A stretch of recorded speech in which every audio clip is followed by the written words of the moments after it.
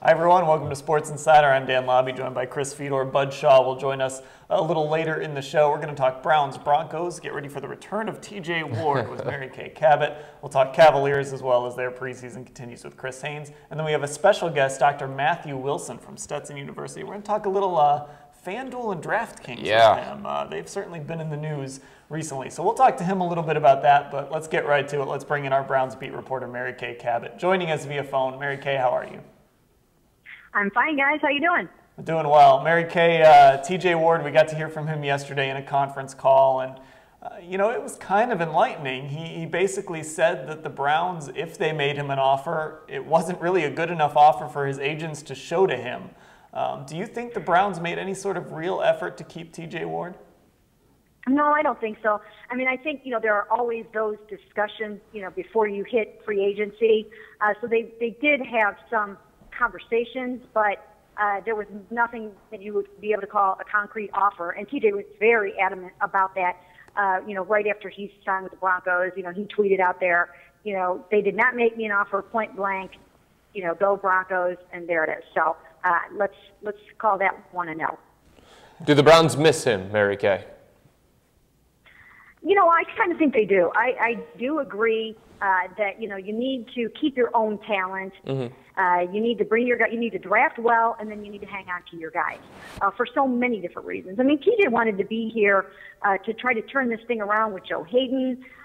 So I really do think that they do miss a guy like TJ. And I think it's unfortunate that they don't keep the guys that they've drafted. But the problem is, they bring in new regimes, and they have no loyalty to the previous regime's high draft picks, and that's been the problem with this team.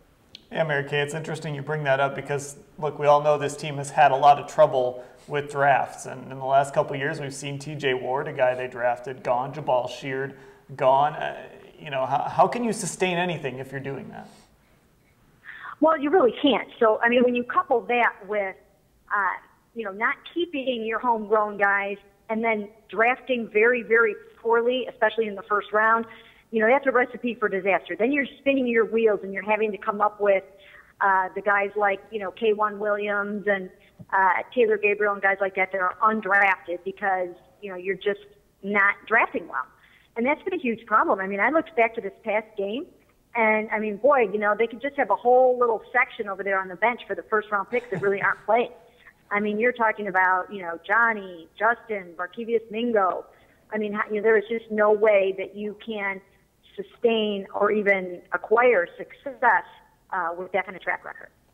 Mary Kay, another strong game for Josh McCown, named AFC Offensive Player of the Week, but he goes into this game against Denver, easily the toughest defense that the Browns have gone against this year, a little bit banged up. What's the situation with Josh McCown in that ankle?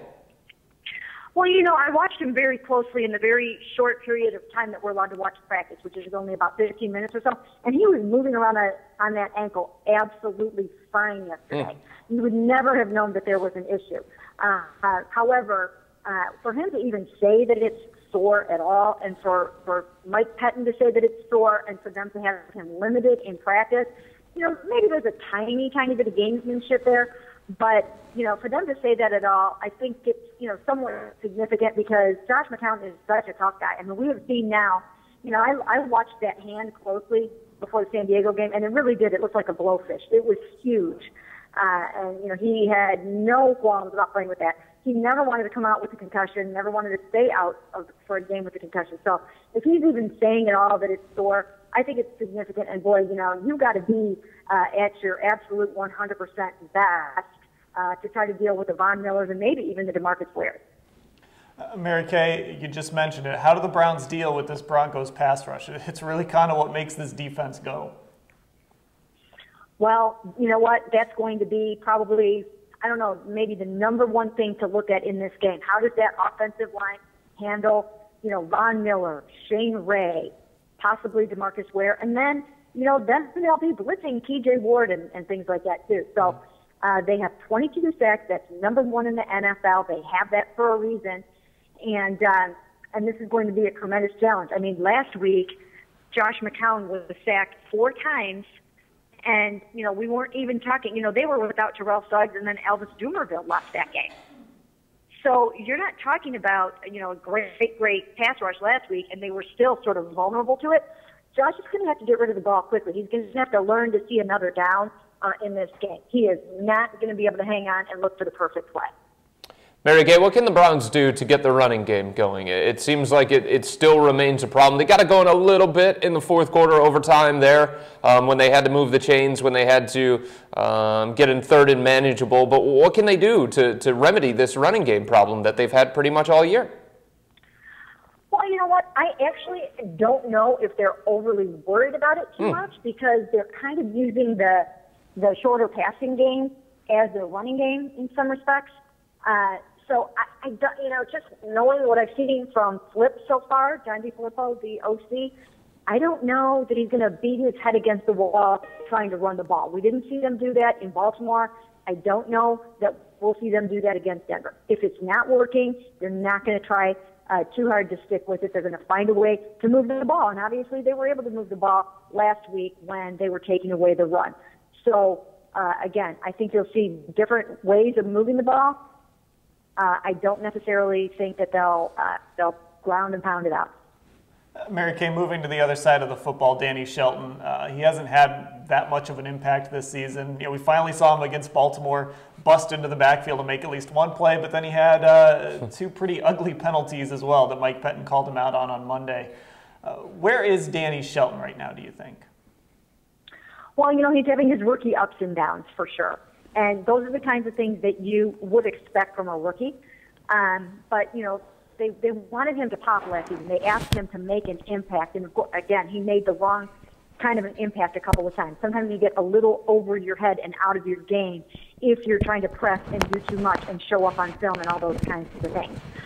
So, I think he got the message, but he interpreted it maybe the wrong way. Now he's got to dial back the silliness and just play good, hard football. And they're going to have to understand, too, that they're going to have some growing pains when you have a rookie nose tackle in there. That's just how it is. That's life in the NFL for a rookie. And I think the thing to watch with Danny Shelton as we go along here is the fact that these young guys, are not used to playing a long season. So once they get beyond, 10 games or so, they start to wear down a little bit. So we're going to have to watch Stat, although he's not playing a ton of snaps. The other thing that I noticed with Danny Shelton, I think he's got too much body fat. I think he needs more muscle, less body fat, and I think he'll hold up better in there. All right, Mary Kay, taking the names out of it and just going based on what we've seen so far this year, going into Sunday's game, who has the advantage at quarterback? Is it the Cleveland Browns with a red-hot Josh McCown, or is it the Denver Broncos with Peyton Manning, who has not been the Peyton Manning that we've grown used to? Well, you know what? It's almost a little bit, in some ways, Chris, a trick question because you've got the red-hot quarterback, probably one of the hottest quarterbacks in the NFL right now, but he's going against the number one defense in the NFL. Then you've got a quarterback with, let's say, diminishing skills. How about that?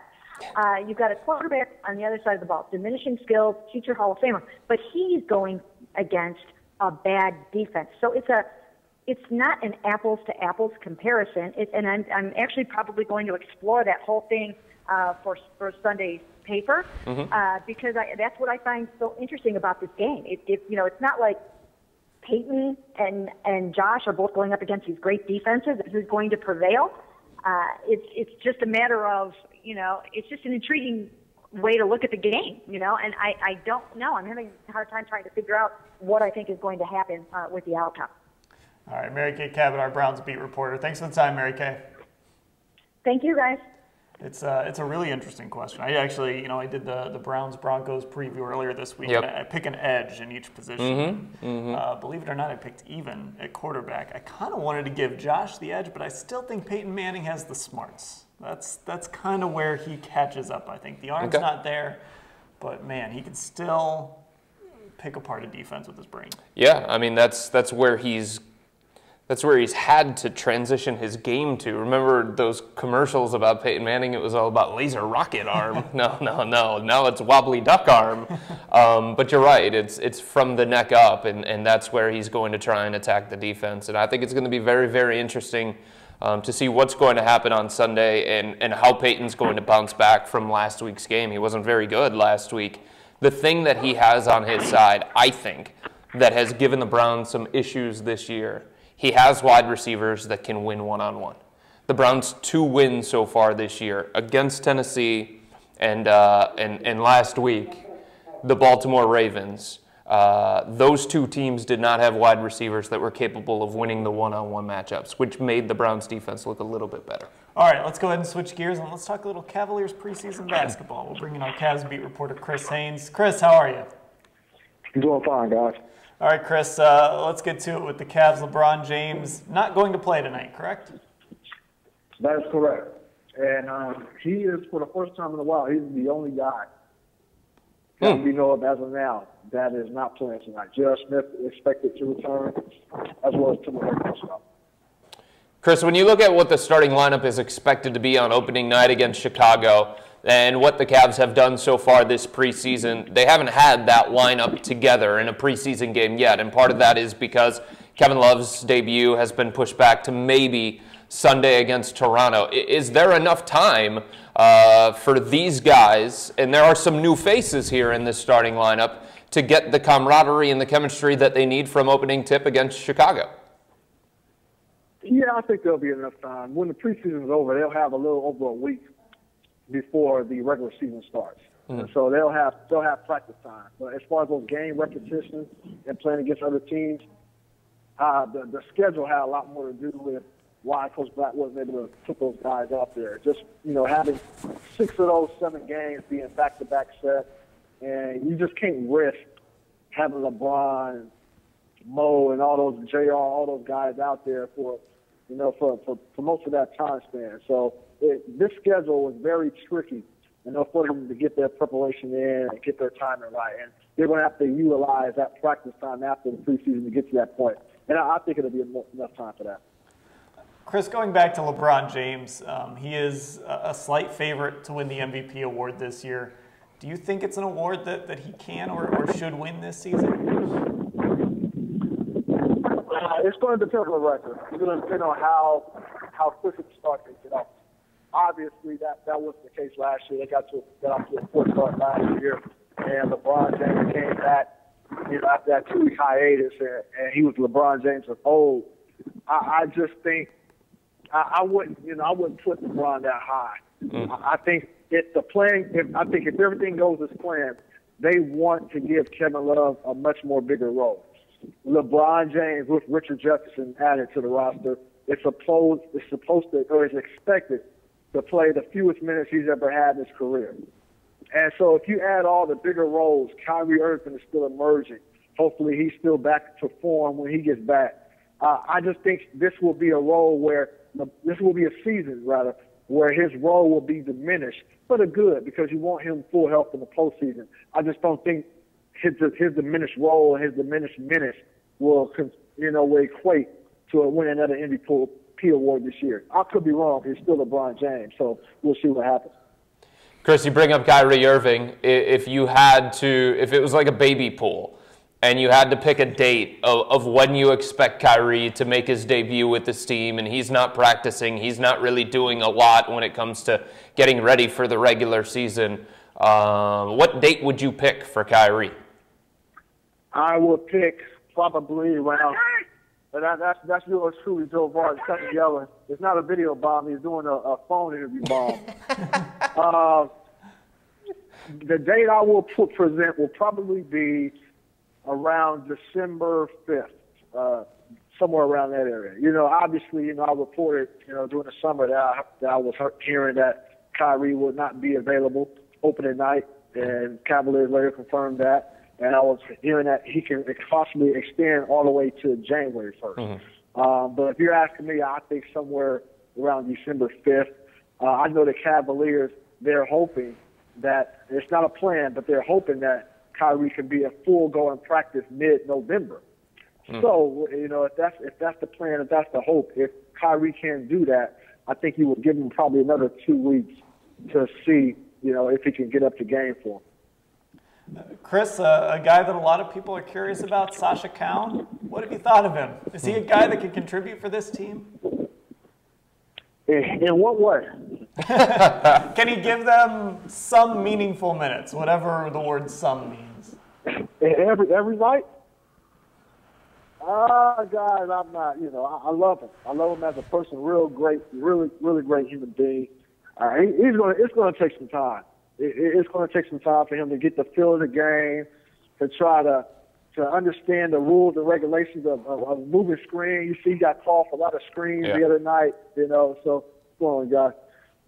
So it's going to be an adjustment period for him.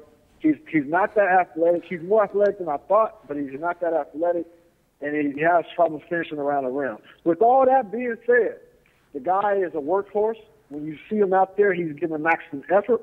I just don't think on this team right now you can expect a lot for him on the court. All right, Chris Haynes, our Cavs beat reporter. Thanks for the time, Chris.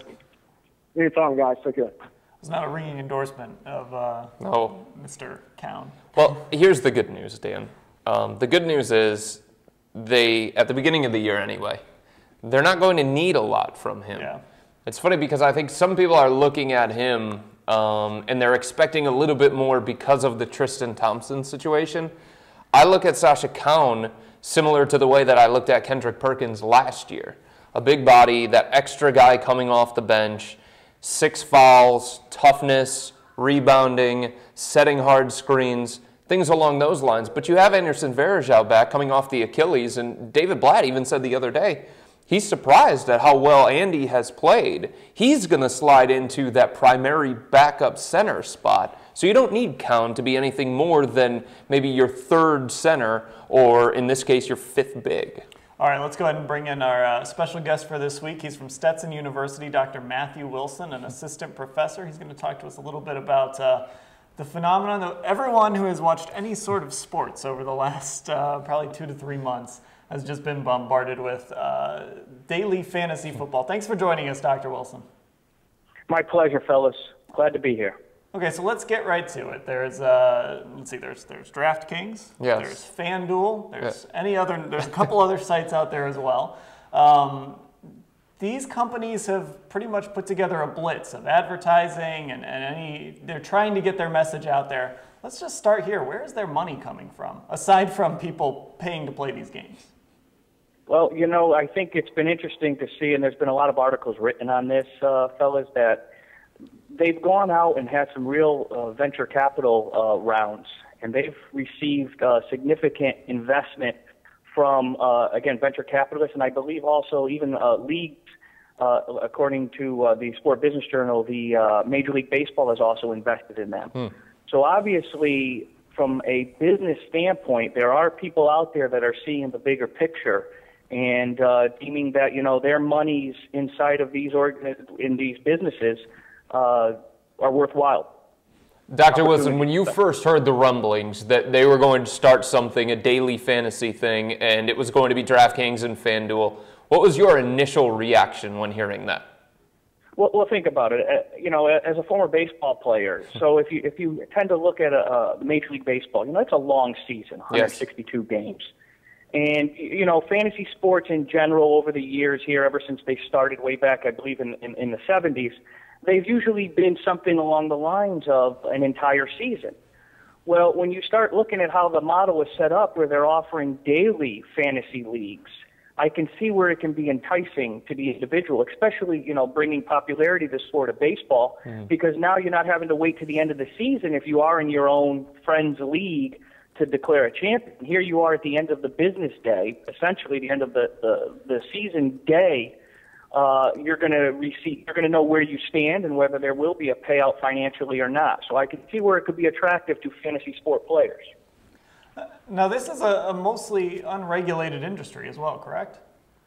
Well, again, and if you go back to, I think it was in 2006, the federal government came in and basically because there was a huge burst of online poker. And part of one of the laws that they passed was essentially that companies couldn't receive credit card payment or transaction of funds, and that essentially shut down online poker. In this case right now, the fantasy sport wasn't included in that.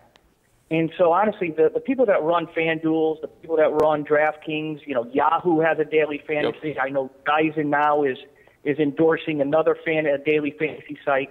They're very smart people. And not necessarily calling this a loophole, but they're taking advantage of the way the system is right now to create these type of daily fantasy leagues. When you see a report like we had yesterday from a bunch of different places about the FBI and the Justice Department investigating daily fantasy, what does that tell you, Dr. Wilson? For right now, honestly, my colleague Scott Jones and I, we've had discussions about this. You got to remember, as I said, the NFL is seeing a new revenue stream of about $200 million this year from these sites, as far as from a marketing standpoint. And I think I tweeted out in like week 3. Mm-hmm. Our FanDuel and DraftKings oversaturating the market from the standpoint of their ads are on every 15 seconds, every commercial. The more that the spotlight gets put on them, the more that this business could be taking in. And then when you have issues like they had with the employees from one site playing another site, you're going to start to be put under a microscope. And, you're starting to see legislators now calling for hearings. And like you said, with the reports that came out yesterday, there's going to be more investigation. You mentioned the insider trading is what they're calling it, as employees from one site using that information to play on other sites. And I've also come across articles that, there are people out there who, set up computer systems and networks and basically dominate these games because they make this their full-time job. It's a difficult thing for the average Joe to even get in and win anything. And again, I don't have the data to back up as much as what I've seen right now. Mm-hmm. But I think it was Real Sports about, I don't know if it was last season, they did a feature on the players that are involved here. And, much like you said, they're creating these algorithms where they have a deeper understanding because of their math background or their engineering background, where they are able to have success, whereas the average Joe who's just looking down a line may not have as much data as they do have. But again, that's and I don't know if that necessarily is the same thing for a regular fantasy league or not. But it is a very interesting topic to explore here and discuss like we're doing today. Dr. Wilson, 1 year from now, will daily fantasy sites still exist, in your opinion? That's a tough call right now because, as you've just alluded to, the FBI's gotten involved. Mm-hmm. There's a class action lawsuit, I believe, up in New York right now, calling into question FanDuel and DraftKings. If the legislature, as I said, are starting to hear now, having hearings on this, could it go the way of what happened with the internet poker? Could it go offshore with some model? I don't know if it will necessarily be in the same form it is today, a year from now. But the one thing we need to start to question and look at is, are we moving in the direction where this is going to be allowed? Look at the relationship ESPN has had now. They're talking about DraftKings rosters on their fantasy sports and on their Sports Center telecasts. Scott Van Pelt's show, he has talked about, I think he calls it Best Beats, where they were looking at the lines from the previous week and which one was the biggest upset of a line or the biggest blow up of a line based on some fluke play or something along that. We're seeing a lot more discussion, guys, about the gambling lines with NFL football, especially, and college football. Are these organizations starting, Yahoo, as I said, are they starting to align themselves in position that if there is some attempt to legalize, fully legalize gambling, are they setting themselves up to already have these relationships? And that's something that we're questioning now and start to look at and look for evidence as trends as to what could be happening. We don't know what's going to happen tomorrow, let's face it. Right. But the nature of this business, with the amount of investigation and the spotlight being put on them, and what happened again with one group playing the other group's site, we don't know. We're not sitting here saying it's 100% sure the site, the companies will be in existence next year, but I do think we're not going outside the lines and saying it might look a little different than it does today. All right, Dr. Matthew Wilson from Stetson University. Thanks for the time, Doctor. Guys, we appreciate it, and I hope you guys have a good day. Thank you very much for the opportunity to speak today. All right, an interesting topic there, daily fantasy football. Like he said, you're just getting bombarded with ads for this on a weekly basis, no matter what kind of football. On a weekly basis? Daily basis? Yeah, how about in every 30-second league basis? I'll tell you what, if there were a daily fantasy newspapering for, I don't know, my columnist, he'd be Bud Shaw. Well, thanks, guys, and thank you especially for not introducing me as another guy who could use more muscle and less body fat. Well, a reader sent me an email the day after Josh McCown threw for 457 yards and scored 3 touchdowns in a thrilling 33-30 overtime win against a hated rival on the road. Talk about all the ingredients of a satisfying victory. There you had it. Road win, AFC North, overtime, come from behind. A great quarterback performance in a quarterback-driven league. Sunday's game had it all. But the fact that the Browns have hit full speed behind Josh McCown didn't register with this reader as a good reason to celebrate. In fact, he believes McCown is a dead end, calling it, quote, bad news that he had such a great game, end quote. Sometimes I got to admit I'm at a loss. Do lots of other Browns fans feel the same way, especially 24 hours after a season teetering on the brink was returned to its original upright position? Can a Browns season only 5 games old really already be about next year? Can the fate of 52 other players be marginalized in an act of discovery concerning Johnny Manziel's future? Please tell me no and no. Dr. Steve, not a diplomaed title as far as I know, has the audacity to suggest that winning games is more entertaining than watching Johnny Manziel make big plays and or run for his life. And that's my take too. Manziel did win a game against the Titans by making a couple of big throws. The argument that the Titans' victory made Manziel the hot hand was a curious one, given that he completed just 2 of 4 passes in the second half. If nothing else, Josh McCown has defined hot over the past 10 quarters, including the second half against Oakland. You don't have to be convinced that he's the future to appreciate his good work and see it as a building block for a modestly equipped offense to generate confidence and grow.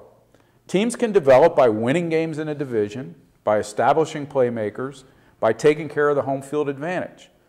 Good quarterback play is instrumental in all of those happening, so it's hardly as simple as saying McCown equals the present and Manziel equals the future. McCown is a lightly used 36 years old. If he can stay healthy, and that's always been an issue with him, would having McCown for 2 seasons be the worst thing given what we've seen of him to date? The guess is McCown will come back to earth, and I get that. He always has. But this is the NFL, not a seesaw. If McCown drops off, Manziel's chances of success don't immediately become elevated as a result. As our final commenter suggests, what exactly are we campaigning for when we beat Manziel's drum? The only way the Browns could win a game Sunday was for McCown to throw 51 times. Pass first was a pregame strategy. It might not be that way every week, but it's good to know in the NFL in 2015 that your quarterback can make plays from the pocket. They don't have to be home runs, but they do have to move the chains. However long this lasts with McCown, why not enjoy it? The alternative is to be unhappy when the Browns lose and unhappy when they win with Josh McCown. Really? The reader I mentioned at the top of this commentary says he can't wait to have this conversation in another month when McCown falls flat on his face. Well, that makes one of us. Guys?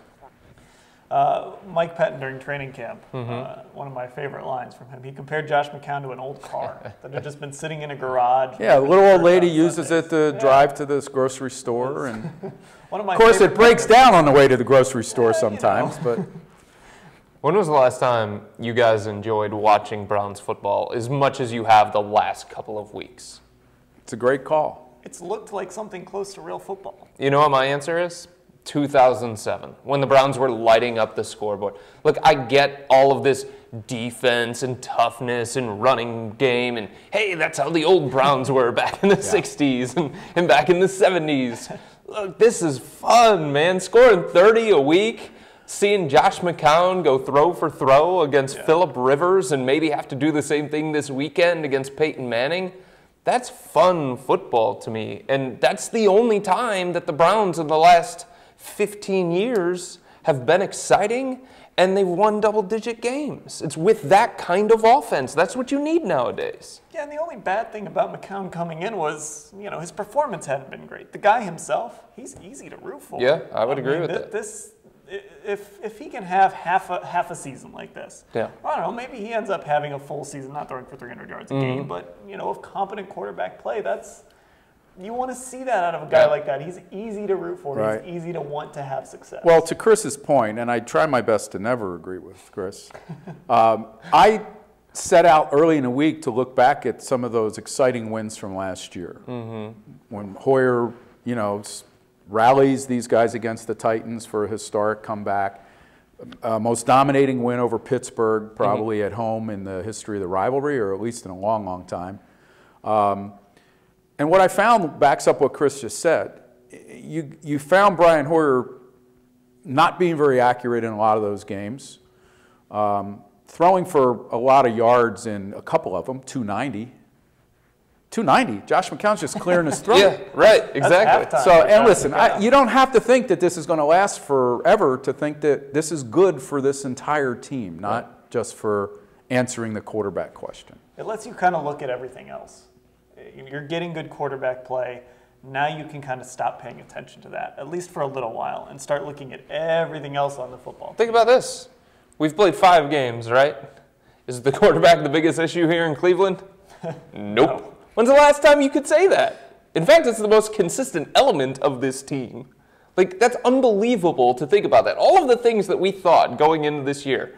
All right, the defense is going to be pretty good, the running game, the offensive line, blah, blah, blah. But boy, we're going to have that lingering quarterback question. Nope, that's the only thing you have an answer to right now going into Sundays. I'm not saying long term. Going into Sundays, you have that answered.